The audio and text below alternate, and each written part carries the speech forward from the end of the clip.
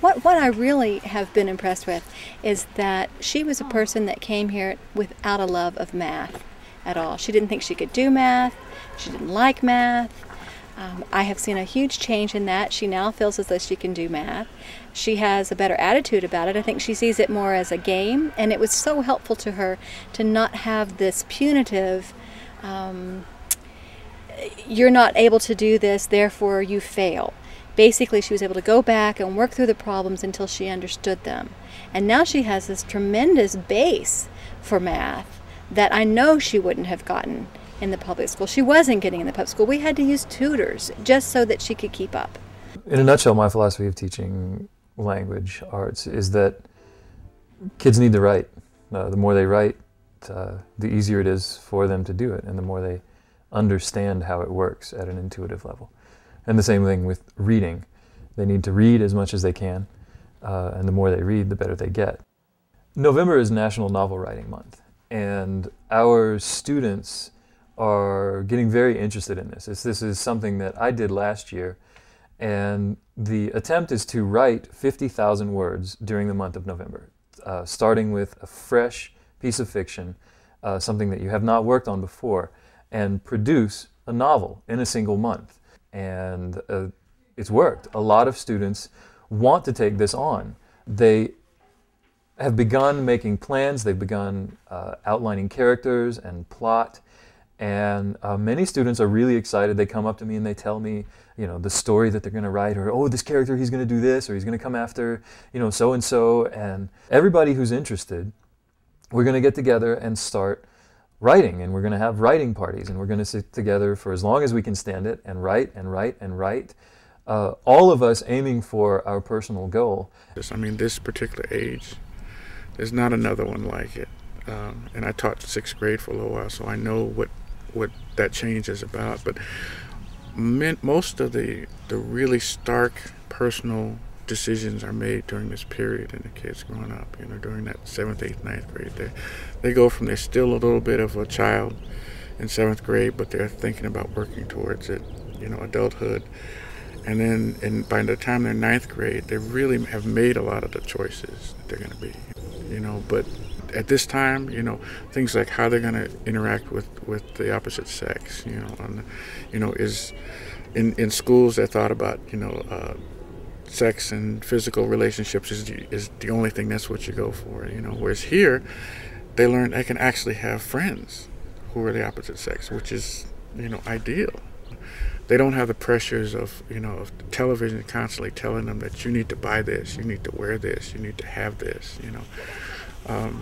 All those things they're sort of sheltered from, and they can allow the other parts of the world to enter in and become a part of them. Well, electives are just like side classes about your interests, really, that you normally wouldn't get in school or in a normal school. Like there was a ethics class, or an ethics elective, which basically pushed your boundaries, studied ethics. There was a jewelry elective, where you learned to make jewelry. There was the belly dance elective. There was a hip-hop dance elective. There was a soap and cheese making elective even.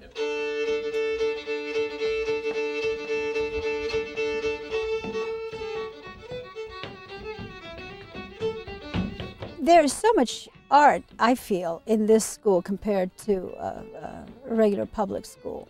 They get a chance to experience many venues of creativity. For instance, my oldest son is a dancer, professional dancer. He's a modern dancer. He dances with Pilobolus. And he would never have been there if it were not for Arthur Morgan. He bumped into dance here. And here he had the freedom of exploring that and expressing that part of himself without fearing that he was going to be stigmatized or teased by the rest of the community. There is a great deal of music. The day starts with singing, and so the kids are really exposed to music. There's metalworking, glass blowing, pottery, there's always some creative activity that the kids are involved in, all kinds of electives, and even presentations for the regular schoolwork often entails a great deal of creativity.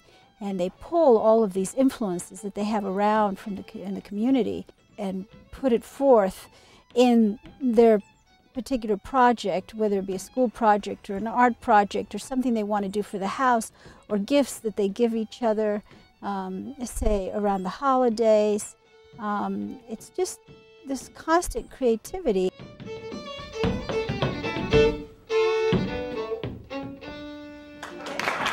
We did a Saturday night activity, and Jeff came in with a bunch of, computers and video cameras, and we did claymation, which was really cool. It was a great opportunity.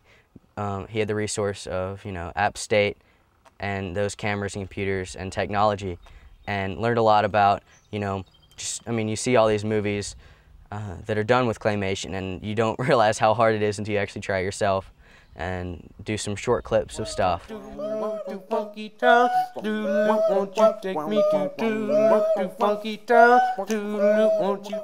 AMS, we don't have formal testing.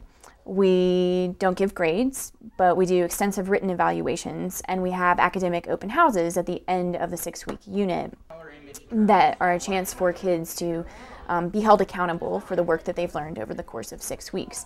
And at these open houses, we invite community members, we invite their parents, we might invite other school groups to come out, so that they're really showing the rest of the world what they've learned over the past 6 weeks, not just their teachers. Final preparations here? Yep. What you got going? This is a motor. I'm just making sure that it works the way it's supposed to. Then here's a single coil motor. Are they working? Yeah, they're both working.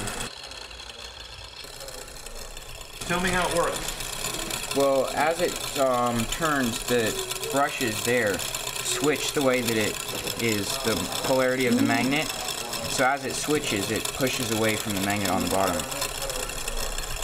Now, did you make this yourself? Yeah. Was it difficult to get it just right? Yeah, I tried making this bottom magnet out of electromagnet, and it didn't work. And then I switched it to a permanent magnet, and it works really good. I'm not aware of so many things that she does here, but I wasn't aware that she was the only student in the Camp Silo Garden internship. And she walked a whole group of people. It was mostly adults, staff, and parents. She walked us all through the garden, step by step, and here's what we planted here, and here's why we planted this, and here's where the food goes, and here's who buys it, and here's how it's processed. And she knew the whole thing. It wasn't just plant this seed and watch something grow. It was plant the seed, watch it grow, know who buys it, know how it's cooked, know where it goes. She had a sense of her context. We've been weeding and planting and transplanting and making more beds out there. We put manure on the beds and then we plant some stuff in it. And these are, some of these I've planted. Let's see, this one I planted, this is called Love Lies Bleeding. It's going to be really cool and it grows up.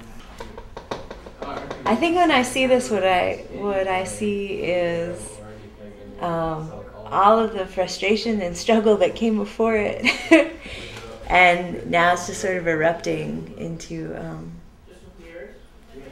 project that Mary's into, as opposed to struggling against and fighting against and doing because she has to. Now it's something that's hers and it looks like her. Why'd you choose a dandelion? Well, I don't know. She told me to make something 3D, and I was standing there, and they're all over the place right now. So I was like, well, that'd be pretty cool looking. I might eventually at the open house have some hangings that they're blowing, hanging from fishing line or something. So I might just. Does it relate to the story at all?